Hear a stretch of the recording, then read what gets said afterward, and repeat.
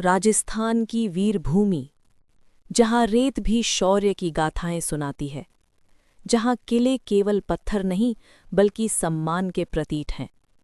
उसी भूमि पर जन्म हुआ एक ऐसे योद्धा का, जिसने आराम नहीं बल्कि संघर्ष चुना, जिसने सत्ता नहीं बल्कि स्वाभिमान को चुना। उसका नाम था महाराणा प्रताप।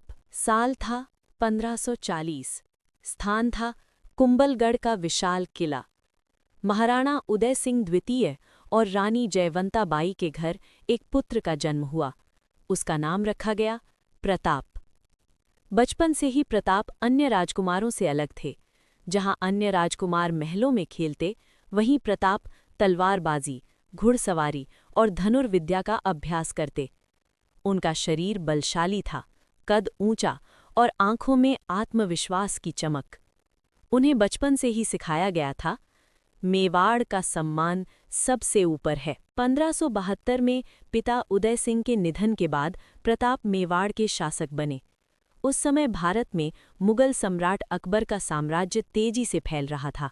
कई राजपूत राजाओं ने अकबर की अधीनता स्वीकार कर ली थी।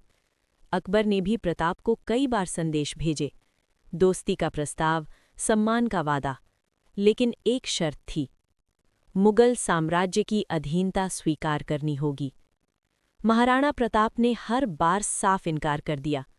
उनके लिए गुलामी का जीवन जीवन नहीं था। अंततः युद्ध अनिवार्य हो गया। 18 जून 1576 को हल्दी घाटी की संकरी घाटी में इतिहास का महान युद्ध लड़ा गया। एक ओर थी विशाल मुगल सेना, जिसका नेतृत्व कर रहे थे राजा मान सिंह। हजारों सैनिक, हाथी, तोपें और घुड़सवार। दूसरी ओर थे महाराणा प्रताप और उनकी अपेक्षाकृत छोटी लेकिन वीर सेना। सुबह का सूरज उगा, रणभेरी बजी और युद्ध शुरू हुआ। महाराणा प्रताप अपने प्रिय घोड़े चेतक पर सवार थे। उन्होंने भारी कवच पहना था और हाथ में लंबा भाला थामा था। युद्ध भयंकर था। तलवारों की टकराहट, घोड़ों की टापें, सैनिकों की गर्जना। इसी बीच चेतक ने इतिहास रच दिया। वह मानसिंह के हाथी पर छलांग लगा गया। प्रताप ने पूरे साहस से प्रहार किया। हालांकि सेना संख्या में कम थी, लेकिन राजपूतों का साहस अडिग था। युद्ध के दौरान चेतक गंभीर रूप से घायल हो गया। उसके पैर में हाथी के दांत से गहरा घाव हो गया था। फिर भी चेतक ने अपने स्वामी को रणभूमि से सुरक्षित बाहर निकाला। खून बह रहा था, सांसें तेज थीं, लेकिन वह दौड़ता रहा। एक नदी के पास पहुंचकर चेतक ने अंतिम शक्ति से छलांग लगाई।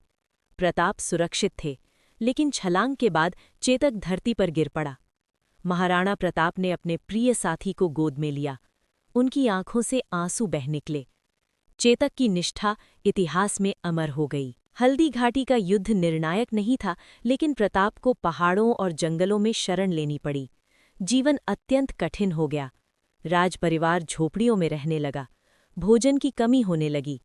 कहा जाता है कि एक बार उनके बच्चों के लिए बनाई गई घास की रोटी भी एक जंगली जानवर उठा ले गया।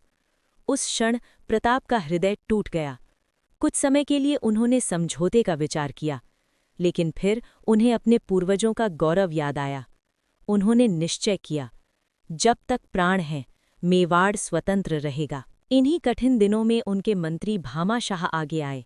उन्होंने अपनी पूरी संपत्ति महाराणा प्रताप को समर्पित कर दी।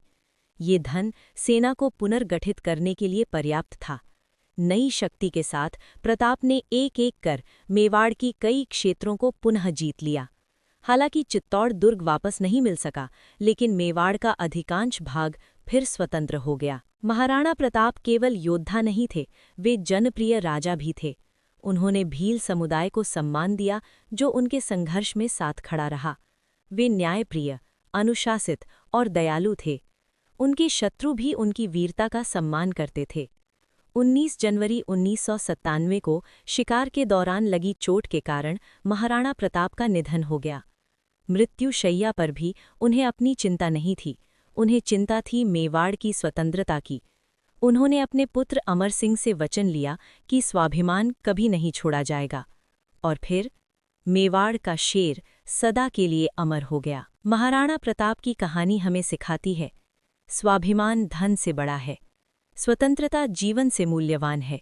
सच्चा योद्धा कभी हार नहीं मानता। वे केवल एक राजा नहीं थे, वे आत्मसम्मान और साहस का प्रतीक थे।